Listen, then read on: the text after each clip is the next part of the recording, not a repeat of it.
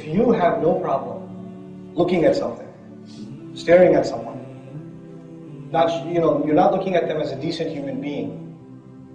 You're looking at them as an animal, as a piece of flesh. That's all you're looking at them as. That means you have no respect for your own mother, your own sister, your own wife, your own daughter. They are also women. You wouldn't want somebody to stare at them. The one you're staring at is also somebody's daughter. It's also somebody's sister. It's also somebody's mother. Watch it. Even if they don't have respect for themselves, non-Muslim women, sometimes they don't have respect for themselves, so they'll dress in inappropriate clothing. Even Muslims dress in inappropriate, for that matter. But you have respect for yourself and the women of your family and lower your gaze. Do that. And it's really disgusting when the entire family sits together and they're watching movies and shamelessness comes on and they're all the mother and the daughter and the husband and the brother, everybody's sitting together watching. Oh, it was just one bad scene, it's okay. It's disgusting. That's not the behavior of a Muslim family. We should be disturbed by shamelessness. We should be, we should stand against it. This is one of the great troubles of this society. There are a lot of great things about our society. Lots of great things. But this is one of the things that's destroying our youth. Overexposure to shamelessness. Some girl just randomly messages you, I want to be your friend on Facebook. Well, I don't. No. Go find your brother to be friends with. Don't you have a father? He's not friendly to you? You need to find friends elsewhere? Guys, I'm telling you this very, very seriously. Very serious about this. You think this is fun, and nice pictures. It's a ticket to hellfire also. You're destroying your character. Would you want to marry a girl like that? That 100 other boys have looked at as, she's kind of cute, yeah. Oh, you married her? Oh, great. Where's your manhood? The Muslim, they have a sense of Haya, the women and the men. And our women, nobody's supposed to look at your wife except who? You. Nobody's supposed to enjoy her beauty except you. Right? You would be disturbed if somebody said, mashallah, you're a really beautiful wife. You'd be disturbed by that. Right? We're supposed to be as disturbed when we look at non-maharim. We're supposed to have that sense of shame. I don't know where it's gone. It's on vacation nowadays. For a lot of Muslims, it's on vacation. Revive that sense of shame. This is very important. It will destroy your family life.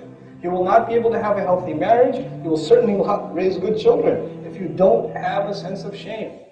Have to have a sense of shame. The kind of filth that is on television, the kinds of things you're watching. The Messenger warned us, alayhi sallam. They're wearing clothes, but they're not wearing clothes. He warned us of a time like that.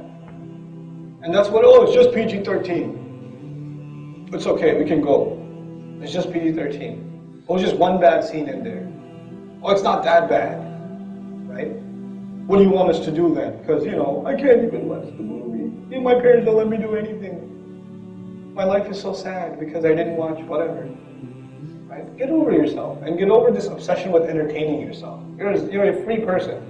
There is life other than television and other than movies and other than Hulu.com and other than, whatever else. There's life outside of that too. There's still oxygen to breathe. You'll survive, trust me. You'll still be alive if you abandon those things. Actually, you'll be much happier too. The thing is, I can tell you what not to do, but finally I have to tell you what to do, right? Because if you're not doing all of that, then what are you doing? Find time doing sports. Go out. Start jogging or something. Find a healthy activity. I'm not saying necessarily find a religious activity. I don't expect that from you. But I do expect, find an activity that at least isn't making you a worse human being. You understand what I'm saying? At least do no harm. At least do no harm. And the elders here that are sitting, please, just a minute of your time. If our youth are coming together in the masjid, and they're not learning anything about Islam, they're just sitting here, eating pizza or whatever, and just talking about stuff. Some random video game. I'm so happy that they're doing that. Because if they weren't doing that here, they're probably doing something much worse at home. So don't say, hey, these children, what are they doing? Please don't do that. Let them be here. Because the alternatives are worse. At least they're doing no harm. At least they're better than what else is out there. You understand? You have to build these, don't expect like the highest caliber of behavior from our youth. You didn't raise them that way, so how can you expect that from them? You put them in public school, they didn't apply themselves. You put them there, you expose them to shamelessness 8 hours every day, and then when they don't act like, the tabi'een, they're like, how can they behave like this in the masjid? What's the matter with you? Get real, accept reality, this is reality.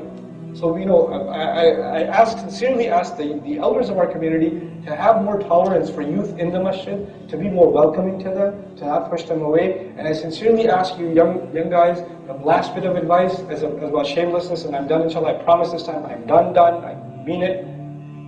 Find better company to hang out with. If your company is shameless, you will be shameless. If your company has shame and decency, you will develop shame and decency. If your company is messed up, they will drag you to hell with them. And you'll think that they're cool. But a day will come when they'll be really, really hot. Right? It's not going to be cool at all. So I pray you take some of this advice seriously, inshallah ta'ala. I didn't want to talk about too many things, but I ended up doing so anyway. I just feel like, I don't spend a lot of opportunity talking to youth about just simple advice. Avoid shamelessness and try to fight the ego inside. Inshallah ta'ala, retain your humility. I sincerely pray that you are able to be leaders of this deen and able to carry its message and able to raise healthy, strong Muslim families, inshallah ta'ala, when the time comes. Because you are our leaders. You are, like it or not, you guys are the leaders of this community in the next, decade.